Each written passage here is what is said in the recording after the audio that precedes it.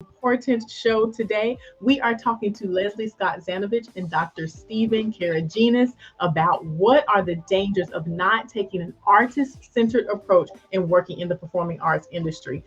This is a very important and timely topic right now. It is so very important that we in the dance industry, take care of ourselves and each other, and we also hold our organizations accountable for taking an artist centered approach to make sure that we are dancing and performing and teaching in a healthy and happy space. So I want to introduce our two guests today. Leslie Scott Zanovitch is a choreographer, educator, and passionate movement arts advocate with a career spanning 32 years. She doesn't look it at all that she's had a 32-year career.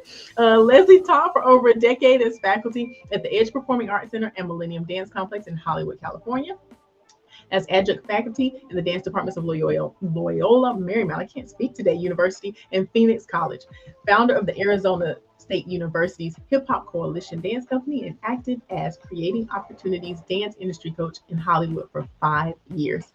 Leslie is an authorized Darkness to Light facilitator on sexual abuse awareness and prevention. Leslie is considered a specialist on the complexities of sexualization and objectification and how it intersects with sexual abuse in movement arts.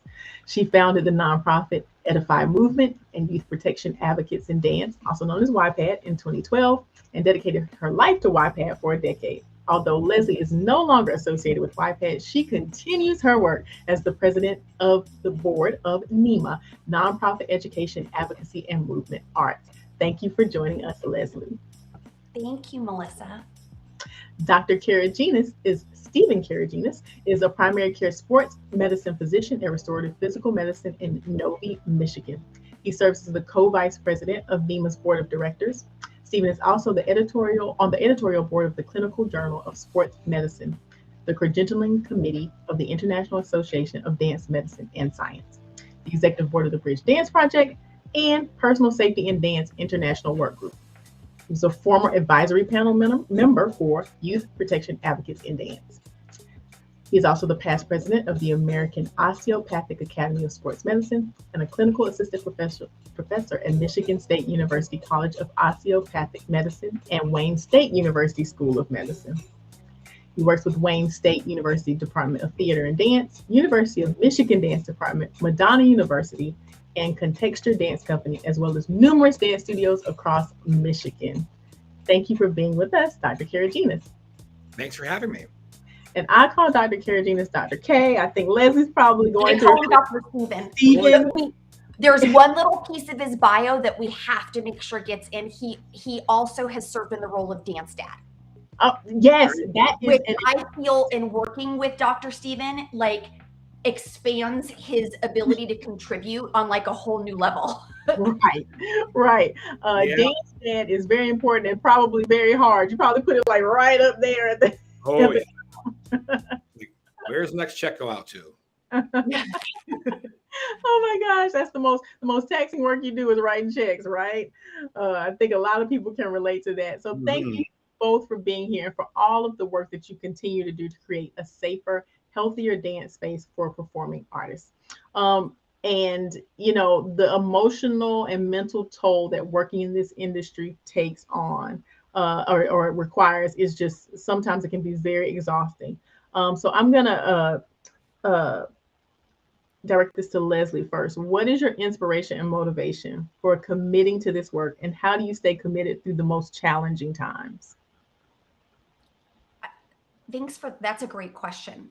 I think for many of us that become advocates and educators beyond the moves, it is really rooted in our own personal frontline experience and feeling like we didn't have advocates, feeling like we didn't have a support system, feeling that we were brave and courageous and we tried to speak up about things that felt out of alignment to us or felt scary or unsafe, and we were not met with an open ear or an open heart. And in many cases, we were actually met with the opposite, with people telling us that we needed to be silenced, that the show must go on.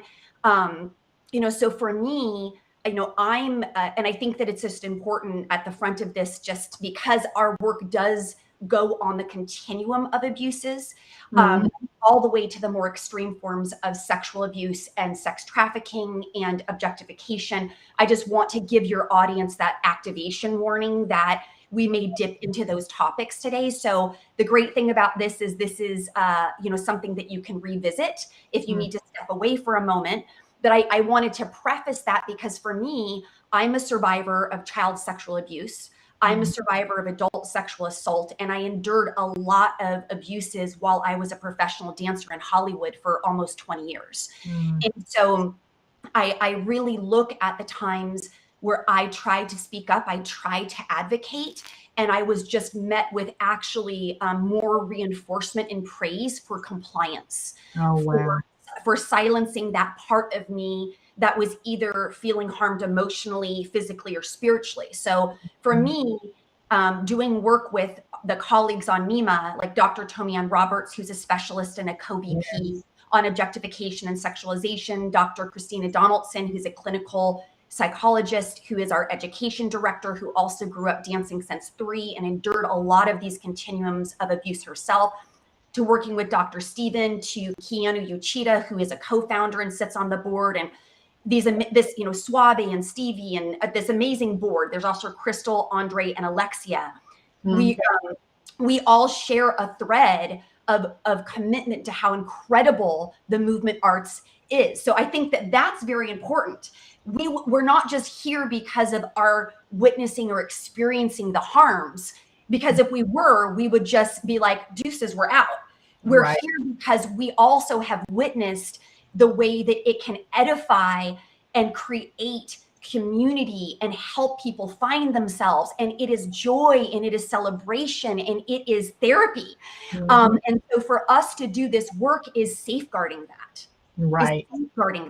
Right. And it's so very important to protect it because it's such an amazing outlet for so many people, so many young people who are coming up, and so many people who have been in it for their entire life. So we have to protect it at all costs. And thank you so much for the work and your whole team and what they're doing.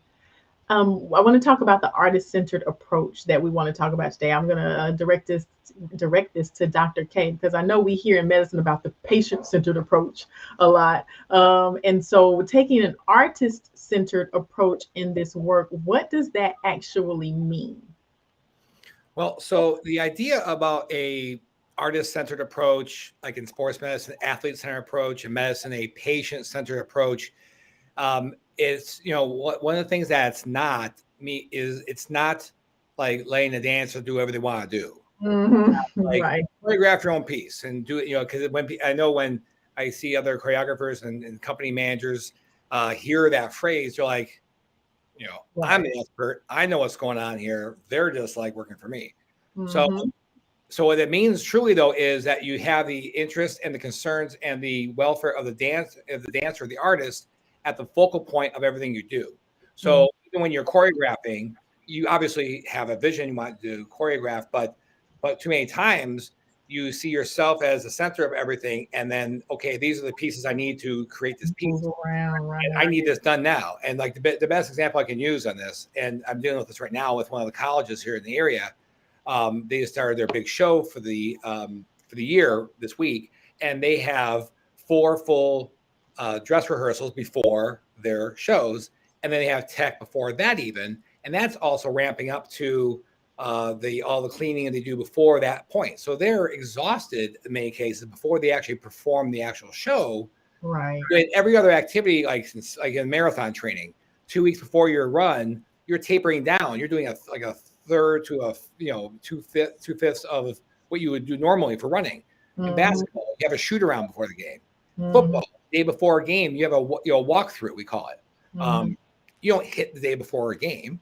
You're not Right. exerting yourself like that. So because we learned that in the athletics, keeping the focus on the athlete's needs to perform better then helps achieve the overall goal of the team.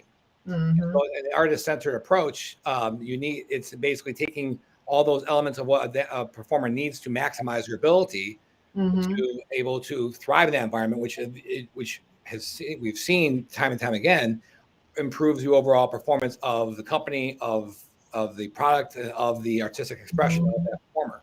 Hmm. I know sometimes that can be it can seem like the total opposite of what you want to do. Like you want us to pull back.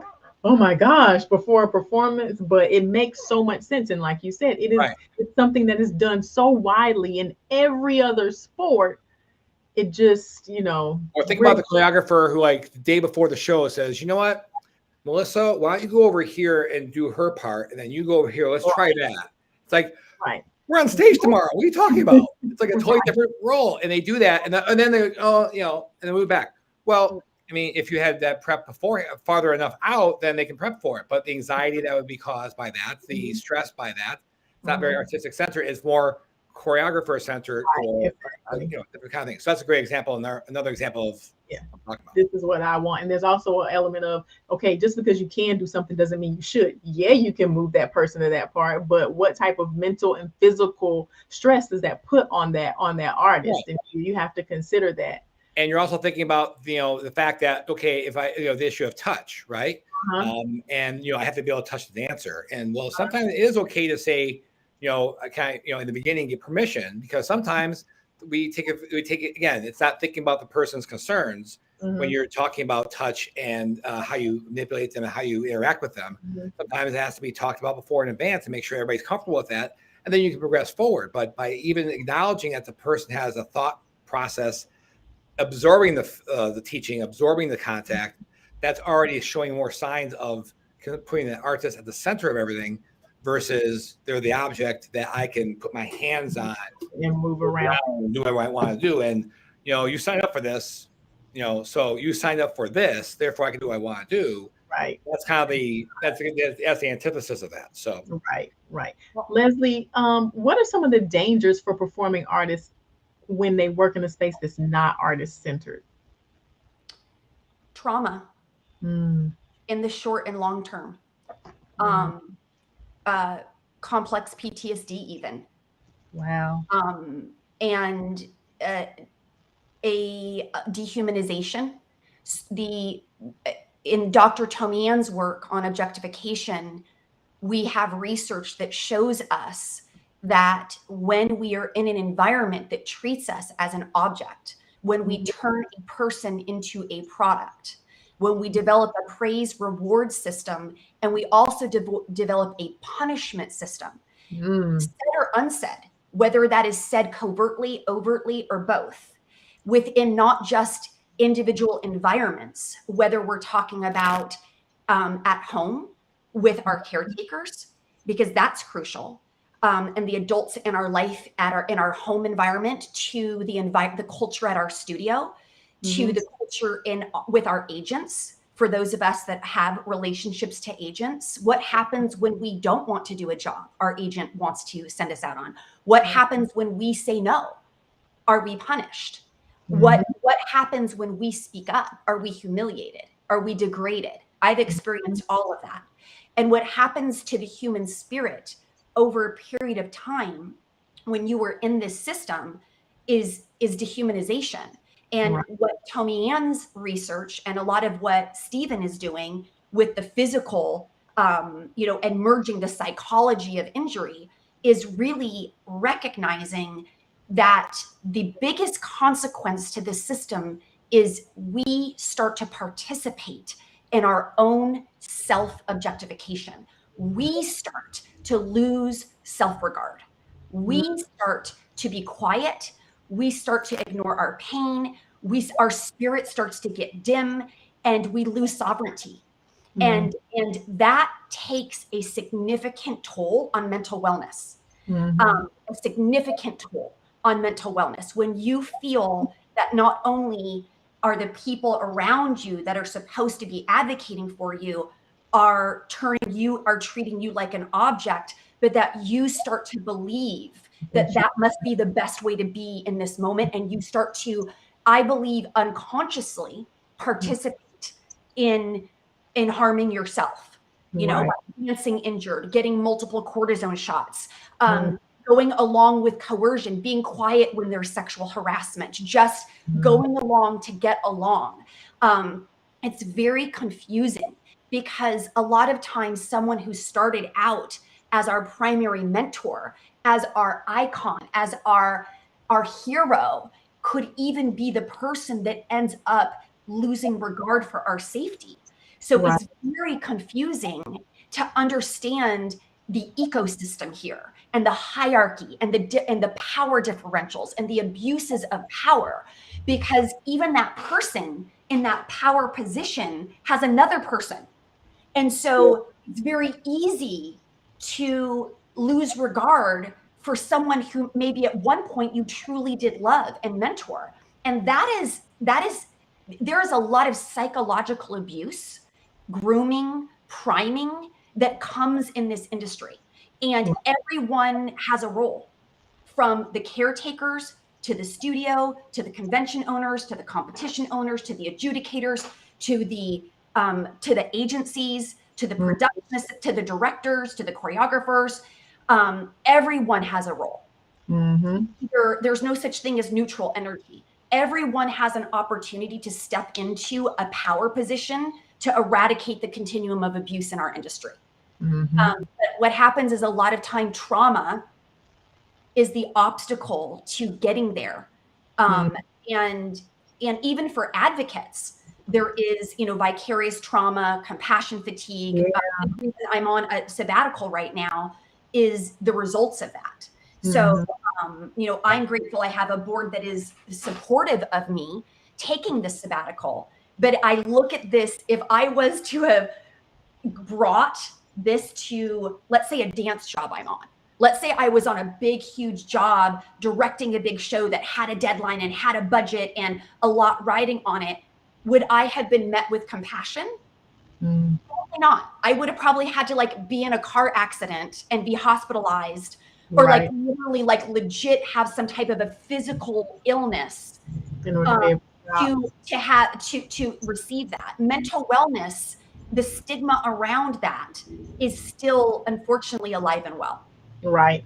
Absolutely. And that's so sad, and something we definitely need to take some steps forward in. If you are just now joining us, this is Beyond the Steps, and we are here with Dr. Stephen Karageanes and Leslie Scott Zanovitch to talk about what are the dangers of not taking an artist-centered approach in the dance industry. And I want to get into the meat of the topic and really talk about what are some things that we should be doing at every level to make change here. I'm going to start with Dr. Karageanes to talk about, can you give us maybe one or two things that we should be doing in the commercial competitive space, in the education space, the higher education, even at the studio level with students, in order to move toward this artist-centered approach?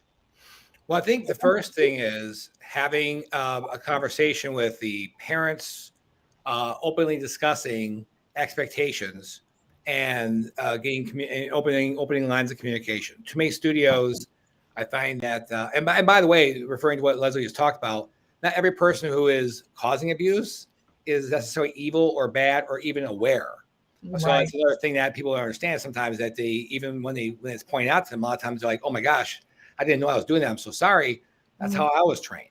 So a lot of this is talking about, you mentioned the culture that builds, it envelopes everybody. So that's an important point when we discuss these issues, is not blaming anybody and try to play don't play the blame game with people, but try to open up the lines of communication so that everybody is understanding of what's expected, what the dancer expects, what they want when they come there.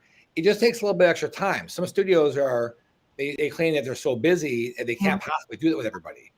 Well, then maybe that you should be doing what you're doing. If you run a dance school, for instance, I had one studio once to say before, she got so flustered when we brought these issues up to her. This isn't a school like a college or school or anything like that. And right above them was School of Dance. Right. You are a school, and it takes a little bit of time to get feedback on things. So making it feel like they can voice their concerns and understand, that's the first step, is educating the people who are running the school. And then when the parents and the kids feel like they can say what they want to say and express themselves, and be able to open that communication up firsthand, that helps them not build stress internally and be able to voice concerns before things go bad for them, before they even reach a critical point. they can ask questions, and they can, and they may not even want to go to that studio. They may not want to even do some of the choreography that they're not comfortable with. I mean, sometimes, like in baseball, for instance, there are some kids now who are doing more of these mental health screenings on younger baseball players because some kids don't want, they may have a strong arm, but can't be a pitcher. You think about it, a pitcher is the player in the middle of the field with everything in the game revolves around. Everything everybody waits for the pitcher to throw the ball. So all that attention is on a kid, and it's 10 years old. Some of these kids can't handle that. So think about a dancer, barely any clothes on, staying on stage, doing her solo from a huge auditorium. Some of these kids shouldn't be forced to do a solo. Maybe some of these kids aren't maybe ready for that kind of pressure yet. So but you won't know that unless you talk to the family, talk to the mom. And some studios I work with, they're on the pulse of everything. Every single kid, the teacher will tell me, give me a whole list, a report about the kind of kid they are and all the things, everything. Other places, like, I need her back for this production number. I need her back now. What's his name? The guy, Oh my gosh. or whatever. What's her name again? Huh? Yeah. Right. You know what I mean? So that's, to me, as I mean, there's lots of things we can get into here, but that's what the first big step is, just in the beginning, opening up things. Again, doesn't mean that the kid can't work hard. The kid can't follow choreography. The kid should be telling the teacher, here's what I want to do. I mean, I'm not saying that it has to be like that, but you have to be able to let the dancer feel as though they're part of their own dance, part of their own story, part of their own, they're part of their own performance. Right. Leslie, to connect off of what Dr. K just talked about, making that space for the concerns to be expressed and, making it a safe space to be able to express yourself before things become a concern. How important is it as an educator with your education experience that you have in the classroom?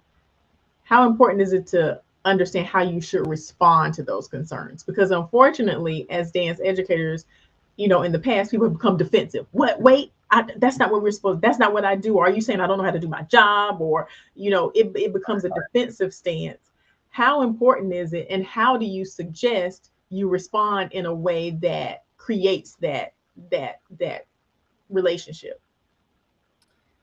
I mean, what Dr. Stephen, it's so funny, you and I call him different things, but to the viewer, we're all talking about Dr. Stephen Karageanes. I'm sure you picked up on that. I had a lot of years, when you asked me earlier my why, another reason I think is important to bring here is my why is I was a part of the system of harm for many, many years. After I arrived in Hollywood, I quickly got swept up into being told, well, this is how we do it. This is the best way to be. When we talk in psychology about generational trauma, we need to look in the ecosystem of performing arts, movement arts. There is this generational standard of treating the artist as an object. And that's the best way to actually be. And if we give them a say, we're going soft on them. Stephen talks about this so well. We're not going to build resilient dancers. We're not going to get out of them, we need to break them down to build them up. That kind of mentality that we now know through research comes at a cost, comes at a consequence. Not just short term, but long term, to bodies, to our physical wellness, to our emotional wellness. And so I think that when the education of centering the idea of, first of all, diversity because a lot of times people are coming to you with something that maybe it's, hey, I don't like some of the things I see at this convention. I've seen some things that seem very highly sexualized. I don't feel comfortable with my child participating at this convention. Instead of getting defensive, like, oh my gosh, I picked, or defending your choice, take a breath, count to 10, be willing to be curious. Dr. Tina, who's the NEMA education coordinator I mentioned, and also Kimberly Gerstheimer, who's our CARES coordinator. She's a social worker and a master's in dance. They both talk about when our nervous system goes up, one of the best ways to bring it down is to move from ego and defensiveness to being curious. What I feel threatened by is going to be different than Stephen, is going to be different than you. When we are running a studio or a dance related organization, you are going to have hundreds of different value systems, different religions, different cultures, different beliefs, different boundaries.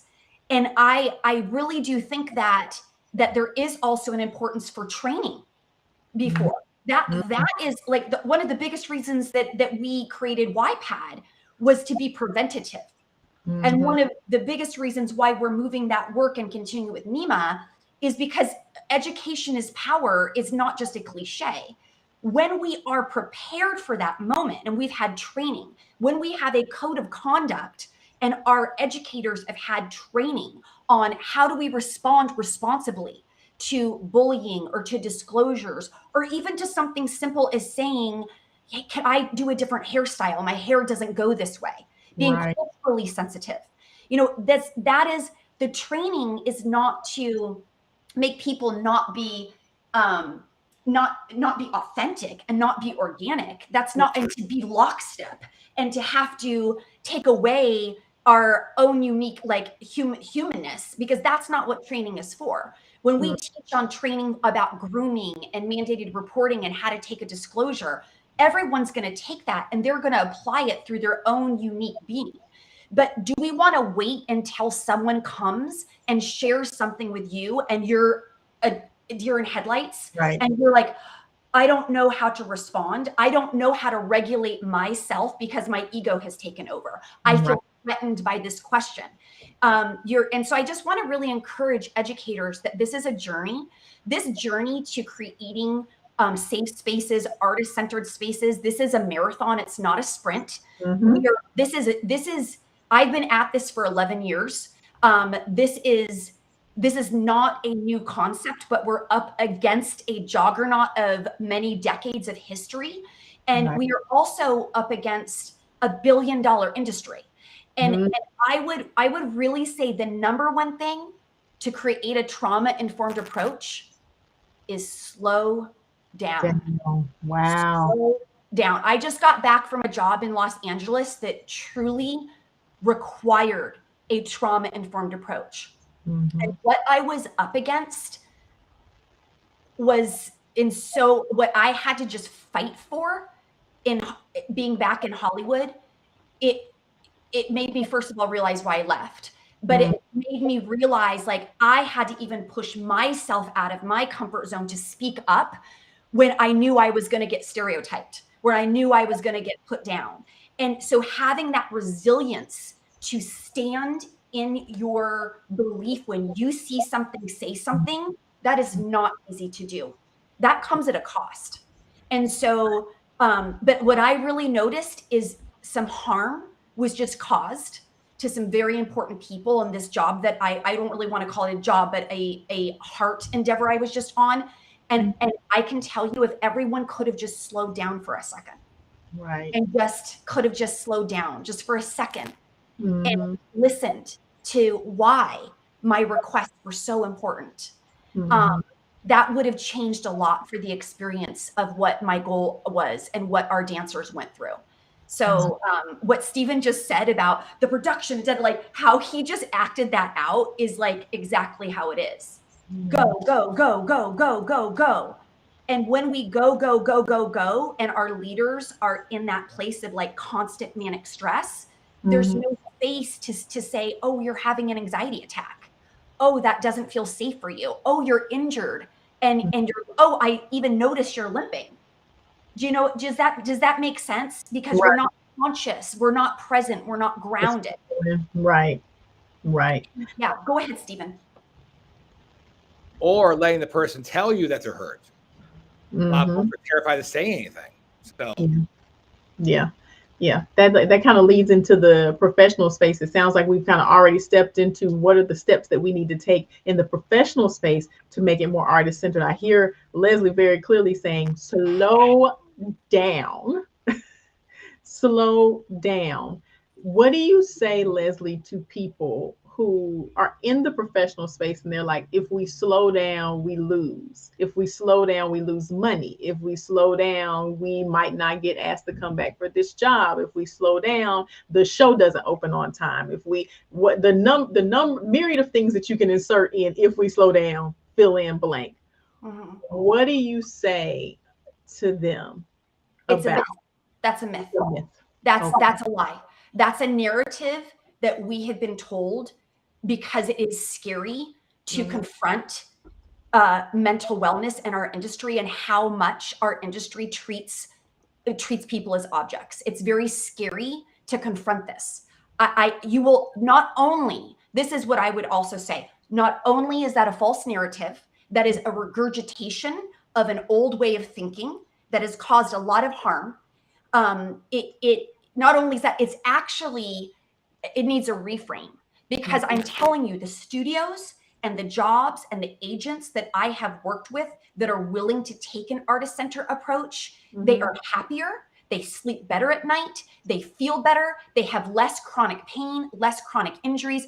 There is a payout to the entire industry. There is a payout to the art that is created when we are not creating art and creating productions by harming people in the process. And so I would challenge that entire narrative and ask us to, with a loving heart. I had to do this. I did this. That's the only way I created YPAD, is I had to say, it happened in an orphanage. I left Hollywood. I went on a 30-day mission trip to teach dance at an orphanage. It was the first time that I got back in touch with, these kids don't know my resume. These kids don't care if my stomach is flat. They don't care if my booty is bootylicious. Like, they could care less how packed my classes are at Millennium. They don't care how many followers I have. And I saw the medicinal impact of dance on children who had been traumatized in many ways. And at that moment in 2011, I had already been marinating on creating a nonprofit that served these issues. And it made me really come to I had to look in the mirror and say, Leslie, you can either continue to be a part of this system of harm, or you can do something to change it. And so I had to be loving with myself and had to reckon with the things that I had done, the ways that I had treated my assistants, the way I had treated my dancers, the way I had treated myself. And so I would invite everyone into that self-reflection, that self-inventory, and do it with grace, remove shame, and then replace it with a rejuvenated spirit to commit yourself to a different way and find community. Find community, because you don't have to be alone. When I tried to do this in Hollywood, I was alone for quite some time, but now I'm not anymore. Because now this is, I mean, just to be quite honest, these topics are trending now. Like, when I started speaking out about this in 2010, 2011 in the center of Hollywood, which eventually led to an organization developed to address this, this was not a cool topic. But I was blessed to meet doctors like Dr. Steven, Dr. Tomia, and Dr. T, who were able to co-sign my visceral frontline experience with research, with data. And bring all of this. And I'm grateful now to see there's multiple organizations. There's multiple organizations now that are trying to center this, because we should all be trying to center this. Right. That's such great point and so beautifully put, Leslie. Thank you so much for that. If you're just now joining us, we are talking to Dr. Stephen Karageanes and Leslie Scott Zanovitch about how we need to take an artist-centered approach in the dance industry to prevent trauma and harm to our performance athletes and everyone who's a part of this community. If you did not catch the episode from the beginning, full episodes are available at Apollo Performance and at TP Dance Creations on YouTube and Facebook. I want to go to Dr. K about advocacy. How important and how do you advocate for yourself? Because I think that advocating for yourself as the actual artist is going to be what's going to force change at the higher levels, right? So talk about advocacy. What does that look like? What does advocating for yourself look like? Well, advocating for yourself is basically speaking up. It's basically voicing. You're being your own best representative, essentially. So a lot of times we want to look to someone else to be able to say, can you Mom, can you talk to this person and do this for me and find out if this is okay to do, and essentially what you're encouraging artists to do is say, speak up for yourself, for your needs, communicate your wants, your needs, what's affecting you, what's not affecting you, and be able to not have fear of reprisal because of simply expressing what is going on with you, and view in your own opinions too. I think one of the reasons why I got involved in all this in the first place is from way back in high school and junior high, I was bullied myself for a couple of years, really badly at this one school, and I've always hated bullying in general. And when I look at like all these forms of abuse and even like racism, sexism, all these kind of things, bullying is that kind of behavior is at the heart of a lot of this stuff. And what a lot of it is based on is trying to get you to stand down, not speak up for yourself, and do what I say and do what I want you to do. I don't care what you want. I'm doing it. I can call you names. You're gonna like it. Don't speak up. Right. And so advocacy essentially is, and again, it's very hard sometimes to do it on your own. That's why you want to try to get resources that can help you understand how to advocate for yourself. Different organizations, as I mentioned before, with the issue of suicide, for instance, so many times some of these terrible situations can be averted if there was any way to reach out to that person. And if that person is struggling, sometimes we don't know until it's too late. And so we encourage people to putting advocacy resources out there for everybody to help them find a way to advocate for themselves is the mission of all these different organizations. So it's not all you got to do is reach out.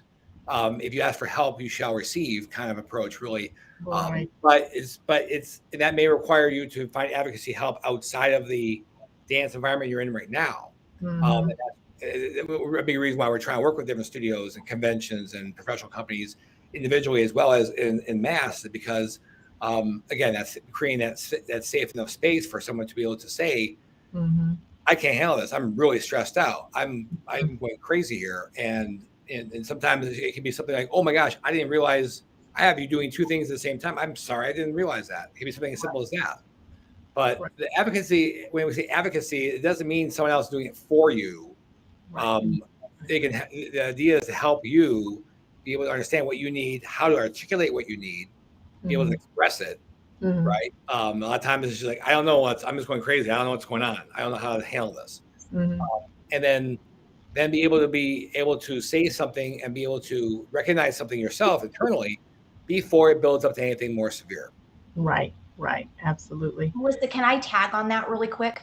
Yes. I mean, everything that Dr. Stephen just said is why we have the CARES program, because our CARES program is staffed with people who, if you want to advocate for yourself, but you need some support, you need some love, you need a safe place where you can even figure it out. Sometimes people see things or they experience things and they don't even know what has happened.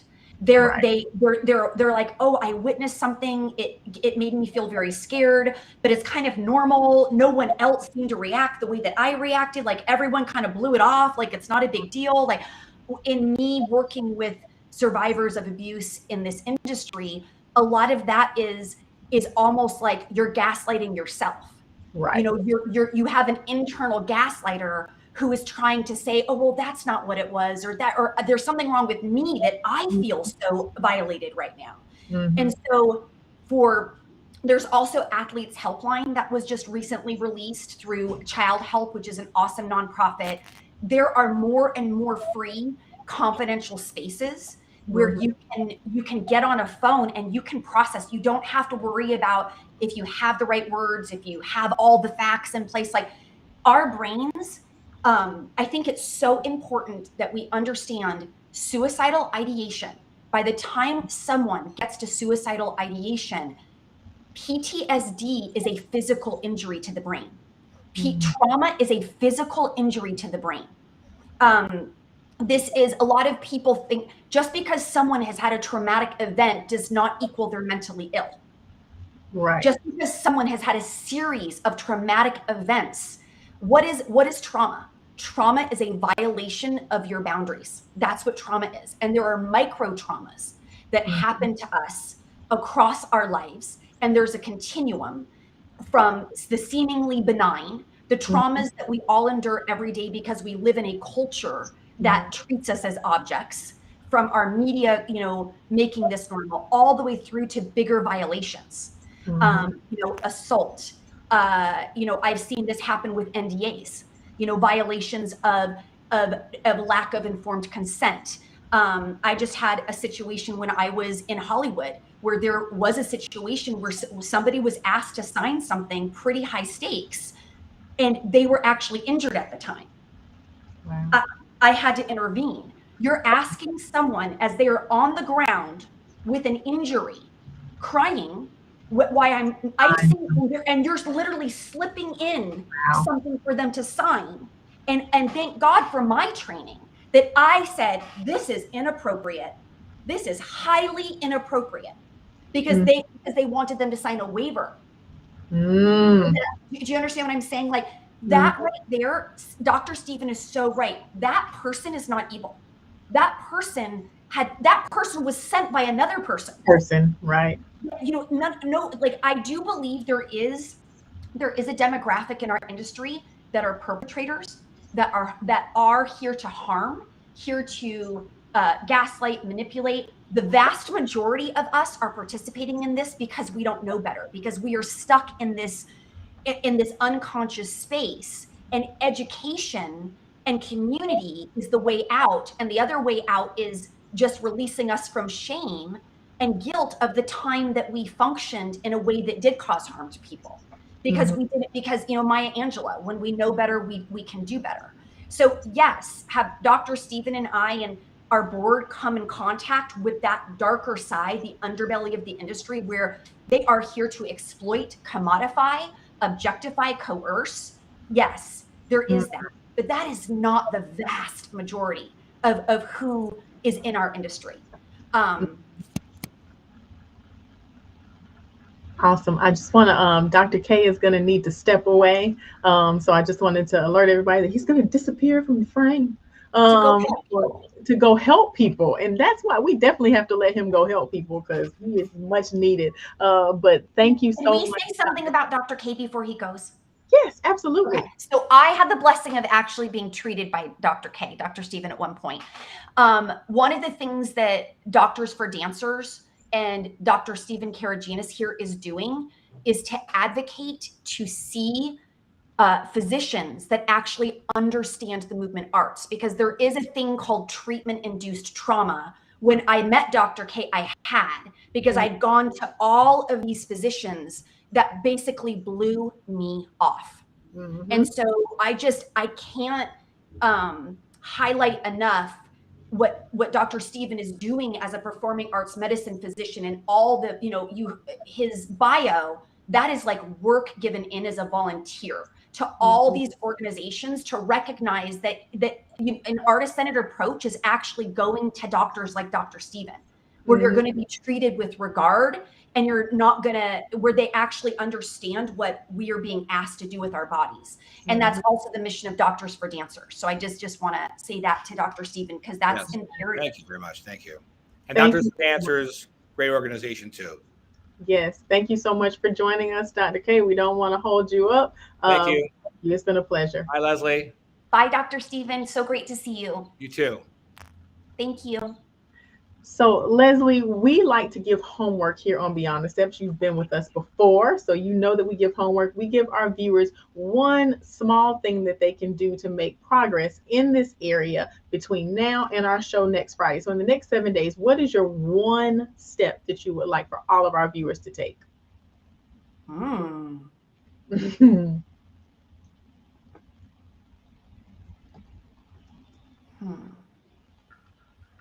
It's tough because there's so much, right? There's so much to be done. Honestly, none of it can be done if we don't recognize our own resistance to change. Yes. I mean, I could say, go get training. I could say, go engage in a workshop, go learn this, don't go learn that. But if you're not showing up with a humble willingness to listen, and to, like I said, my advocacy, the 11 years I've been in this only came because I had to break down to break through. This wasn't like I was in Hollywood and was just pointing at everyone else and like, look at them and look at them. Like, truly, I had those experiences. I had to do this. I had to do this first because I can't control all these other people. I can't control all these other, $1 million dance related organizations that have power. All I can do is control my role and my impact and my butterfly effect in the greater system. And I would do not underestimate your power in this space. Right. Don't underestimate that, and don't underestimate that when you are brave, you deserve someone to say, that was hard. You did something brave. You spoke up. That must have been horrible to that. I mean, it's like heart palpitations, and the truth is there is punishment. I'm sorry to say, but there is punishment. But there's reward on the other side as well. Like if you can move through. Melissa, I'd never be sitting here with people like you. Right. Or Casey or Stephen or Dr. T, like all of these incredible people that I now have as my new community, people that actually care about these topics, that what you just said is there is suffering in advocacy. I'm sorry, but there is. Yep. Because no one likes to feel excluded. No one likes to feel like they are suddenly, like they're the only one that is saying, hey, I don't want to dance on concrete for 5 hours in high heels. And actually I should be getting hazard pay for this. Like that is so hard because you get stigmatized and labeled as the problematic dancer. But I would say, and so that just one thing was homework.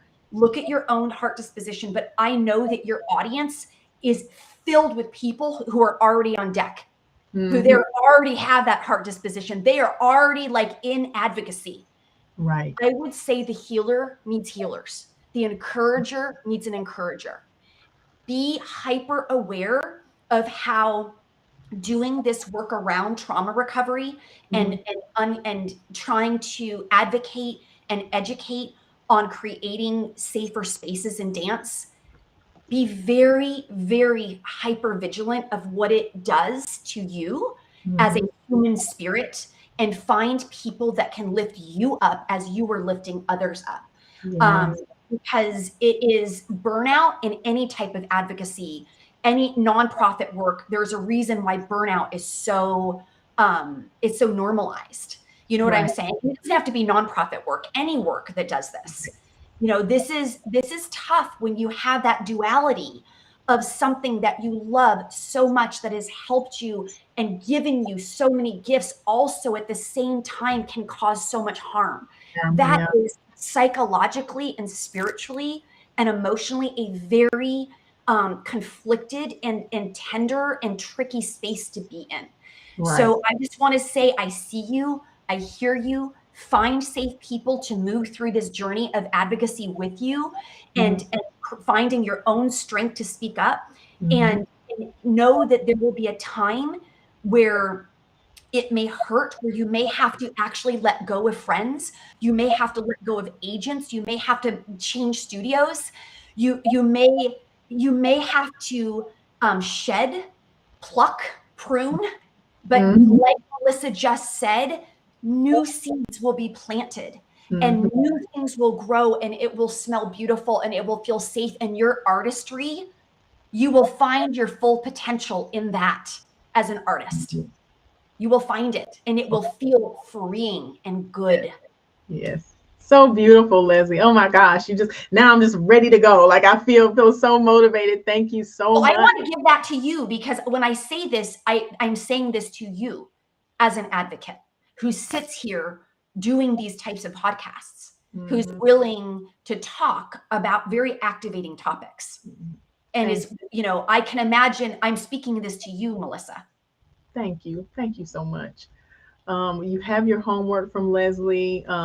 Please make sure that you take those steps. We also have homework that we give you every single week. Take the Steps initiative. There are courses in that initiative that are totally free that can help you start on your way to helping yourself or helping others. So please make sure you go to the Apollo website and do that. Leslie has given us some amazing resources. Tell us about NEMA and the mission of NEMA, and then some of the resources. I have the links here that I'll pop up for people to see as well. The education, the cares, and then the resources. Yeah.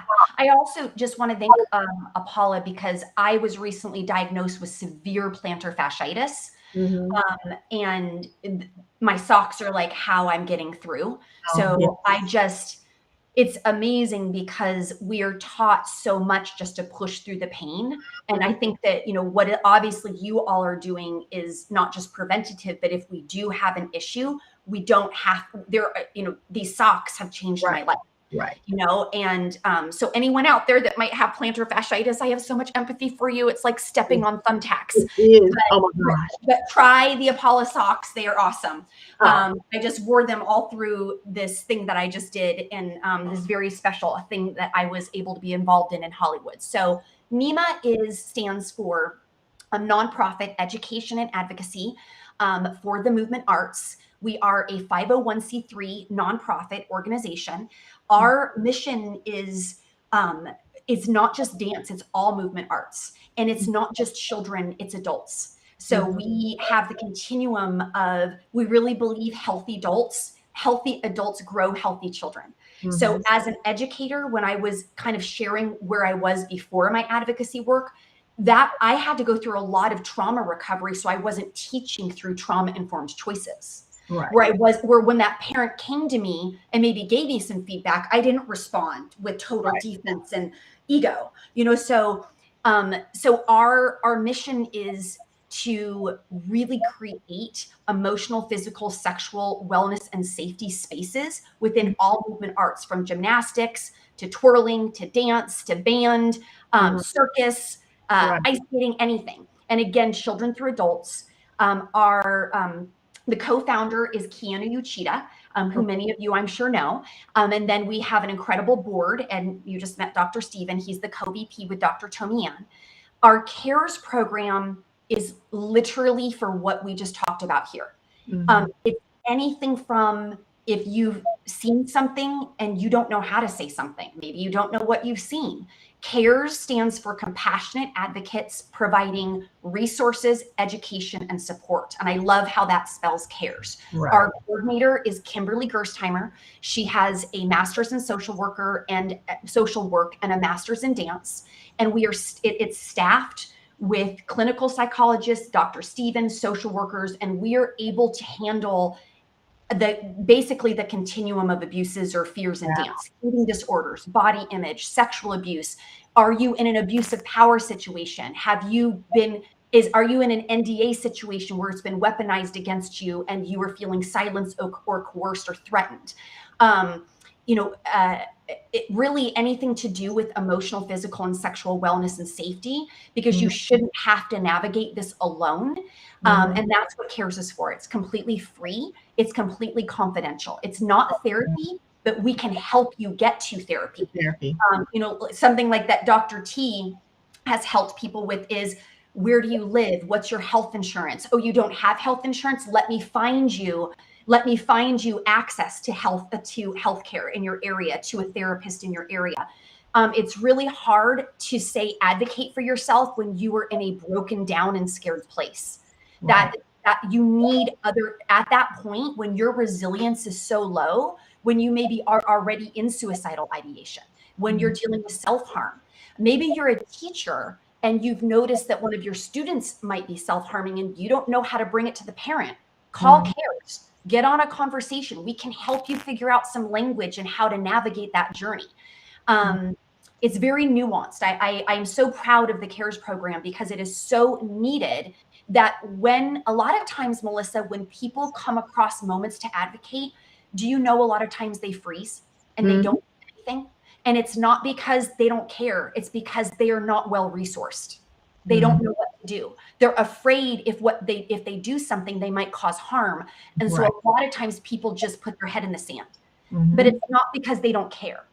Right. So It's cares can be there for you so right. that you can get some good, guidance and resources. And then education department is led by Dr. Christina Donaldson. We have our Learn and Grow, which is for adults, all dance related organizations or movement arts related organizations. Those can be customized. We can do any type of workshop. If you wanted a workshop just on sexual abuse and prevention and awareness and how to respond responsibly, disclosures, mandated reporter, we can do that. If you want something just on body image, if you want something just on self-esteem and self-compassion, we can customize that. And then Inside Moves is the exact same thing, but for ages 5 to 17 or 18, because we know a lot of studios have seniors who turn Right. 18. But Inside Moves is going inside to that, that spirit swag of that dancer, how to help them navigate the impact of social media. We can teach on topics from media literacy to body love, really anything that has to do again with emotional and physical, and even sexual wellness. We can outsource you to organizations like Child Help, who does have curriculum around consent for minors. Child Help has curriculum for all ages because consent is so important for us to teach our young people early on. So that's our education department. And then we have our ally program, which is for anyone that wants to be a part of this change, that wants to volunteer for our nonprofit. Join NEMA Allies. There is an onboarding process, but I think Kiana Uchida actually developed it. The thing I love about it is what are your strengths? What are your interests? Where do you feel called to serve? NEMA is so vast and vibrant in what we do address. You are able to have some self-driven autonomy and say, well, you know what I'm really passionate about? I'm really passionate about physical safety. Great, let's get you with Dr. Steven. You know what I'm really passionate about? Language around the body. Eating disorders prevention. Great. Let's get you to work with some things with Dr. Christina Donaldson. She's a specialist in that. So I love that we can invite volunteers to come and let them put an impact where they already have, like where they already have energy for that. You're not coming in and we're saying, go do this, go do that. Does that make sense? Yeah, that makes total sense, and that makes all the difference. So it sounds like you have a wonderful, wonderful complement of resources that you can offer people. Please visit nemacares.org to find out more about NEMA. Leslie, it has been an absolute pleasure. We cannot wait to have you back and see the wonderful things that NEMA is going to do and all the people that they are going to help. We are just honored to have you as a partner in this. So thank you so much. Thank you for everything that you do, Melissa and Bree and Casey and Paula and everyone. So Beyond the Steps. Next Friday, we will have Gina McFadden on talking about what are the top 5 ways to help children build healthy habits. Bree will be back with me, and we are going to have a wonderful conversation with Gina that's so very important to making sure our children are growing into happy, healthy adults that have positive and healthy habits that they have built. If you did not get to watch this entire episode, please go back and watch. It is so awesome. Go to Facebook or YouTube at Apollo Performance and at TP Dance Creations to find the full episode. But until next time, you have your homework from Leslie and continue your journey beyond the steps. See you later.